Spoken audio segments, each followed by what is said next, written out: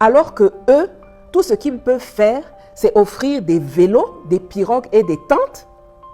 Mais en 2-3 ans de collaboration avec la Russie, la Chine, l'Iran, la Turquie, regardez l'armée malienne, regardez l'armée nigérienne, regardez l'armée burkinabé. Bonjour, je m'appelle Nathalie Yamb. Vous vous souvenez de cette séquence? À défaut d'avoir suffisamment de munitions, les militaires maliens ont de l'imagination.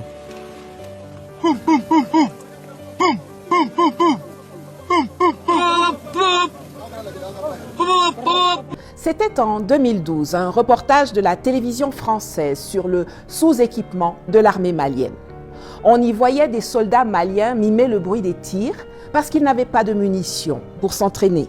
C'était dans le sillage du déploiement de l'opération Serval, pour bien montrer combien il était nécessaire que l'armée française vienne au secours des forces armées maliennes démunies face au djihadisme. Je mets les guillemets. Nous savons tous aujourd'hui qu'il n'est pas question de djihadisme, mais de terrorisme perpétré par des mercenaires à la solde de puissances néocoloniales. Et nous le savons d'autant mieux que la majorité des victimes du terrorisme au Sahel sont des musulmans, contrairement au narratif farfelu des excités religieux qui squattent les cercles de pouvoir à Washington. Mais j'y reviendrai dans une autre vidéo. Déjà, au moment de la diffusion de ce reportage, au lieu de rigoler, on aurait dû sursauter et décortiquer d'un œil critique les manquements de la France au regard des accords de coopération en matière de défense signés le 22 juin 1960 par Michel Debré pour la France et Modibo Keïta pour la Fédération du Mali. Ce type d'accord existe avec tous les pays d'Afrique dite francophone et prévoyait, en son article 3, que la France serait chargée de fournir une assistance technique nécessaire pour l'organisation, l'armement, l'équipement, l'encadrement et l'instruction de la nouvelle armée malienne. Il a par la suite été revu en mai 1985, toujours en maintenant la coopération technique avec la France. Alors si en 2012, les soldats maliens étaient obligés de faire « poum poum poum » avec la bouche lors des entraînements, on se demande bien qu'est-ce que la France a foutu depuis 1960. L'armée malienne de 2012 est le reflet de 50 ans de coopération avec la France. Pourquoi je vous dis ça aujourd'hui? Eh bien parce qu'il y a quelques jours, la France, à travers son ambassade à Libreville, a offert 5 vélos à la police gabonaise. 5 vélos, vous avez bien entendu. Et ils ne se sont pas cachés, ils sont allés afficher ça sur la page Facebook de leur ambassade. L'an dernier, la France avait offert une pirogue pneumatique à la marine camerounaise. Au plus fort de l'opération Serval/Barkhane, c'est un haut-parleur qui avait été offert aux forces armées maliennes. En 2020, c'est un tas de ferraille semblant sorti de la Deuxième Guerre mondiale ou d'une bande dessinée, un aéronef de tourisme ultra-léger qui a été remis sous nos yeux écarquillés au Burkina de Roch Kaboré. Et ne pensez pas que ça s'arrête à la France. Début octobre 2025, c'est l'ambassadrice du Canada au Bénin qui a offert 20 tentes avec, vous savez, les trucs en toile là qu'on met dehors pour dormir quand on fait du camping. Elle a offert ça à l'armée béninoise et c'est tout un chef d'état-major qui s'est rendu disponible pour réceptionner le don qui, selon l'ambassadrice Tina Guthrie, je la cite, illustre la solidarité entre le Canada et le Bénin face à la menace terroriste grandissante au Sahel. Fin de citation. Ça ne s'invente pas. C'est-à-dire que vous avez des gens en France, que ce soit dans le gouvernement, à l'Assemblée nationale, sur les plateaux de télévision, dans l'armée.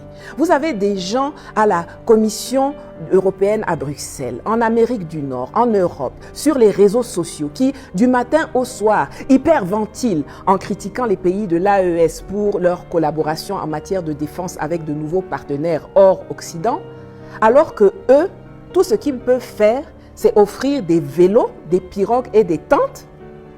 Mais en 2-3 ans de collaboration avec la Russie, la Chine, l'Iran, la Turquie, regardez l'armée malienne, regardez l'armée nigérienne, regardez l'armée burkinabé. Je prends ces 3 pays parce que c'est eux qui ont résilié ces fameux accords de défense, pendant que vos gens-là, vos fameux démocrates issus d'élections, vos gouvernements civils en sont encore à recevoir des bicyclettes, des motocyclettes, des pirogues, des appareils de sono et des avions de Mickey. Très amusant, n'est-ce pas, Daisy? Daisy! Or, en face, les pays occidentaux donnent des drones, des pick-up, des kalachnikovs, des munitions à tout va aux terroristes. Je ne parle même pas de ce qu'ils donnent à Zelensky en Ukraine en termes d'équipements lourds, de rafales, de chars, de canons César, de défense anti-missiles, sans compter les mitraillettes et compagnie qui se retrouvent en un temps de mouvement sur le marché blanc africain à cause des agissements criminels du régime nazi et corrompu jusqu'à la moelle épinière de Kiev.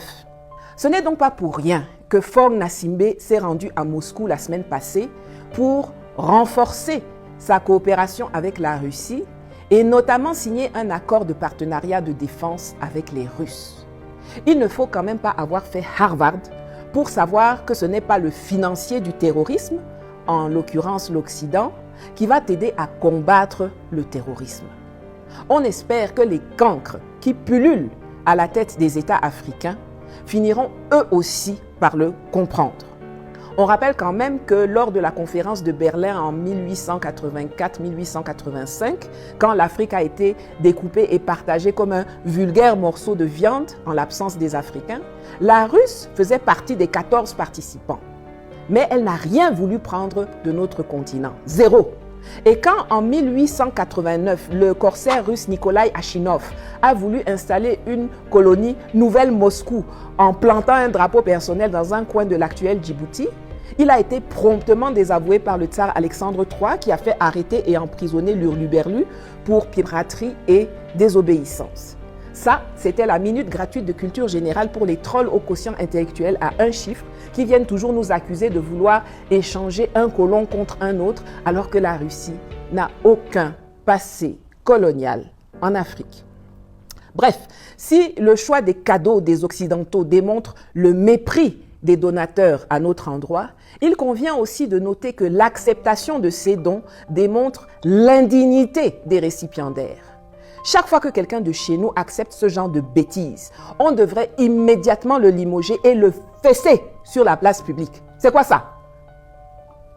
Il va sans dire que l'Afrique ne pourra aspirer à défendre sa souveraineté, ses ressources et ses populations que si elle devient une puissance militaire qui fabrique elle-même une partie de son arsenal pour s'émanciper des refus de vente qui ont caractérisé 60 ans de coopération militaire avec la France et ses acolytes occidentaux.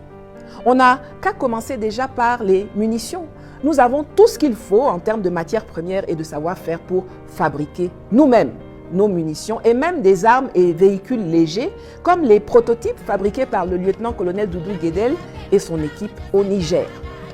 Nous pouvons aussi négocier avec les nouveaux partenaires pour que certains équipements soient assemblés et montés chez nous pour permettre de construire la compétence nécessaire et éviter les retards de livraison. En tout état de cause, là aussi, en Afrique dite francophone, c'est l'AES qui donne le tempo. Pour finir, j'ai été surprise de constater, lors de la visite d'Emmanuel Macron dans sa plantation gabonaise, où le contremaître local a été changé, mais où le système france-africain demeure plus que jamais bien en place, que ce ne sont pas les 5 vélos offerts par son ambassade qui lui ont servi d'escorte officielle. Un chibagnard comme ça. Allez, n'oubliez pas de vous abonner, de liker, de partager. Ça ne vous coûte rien et ça permet à la lutte d'avancer. Peace out.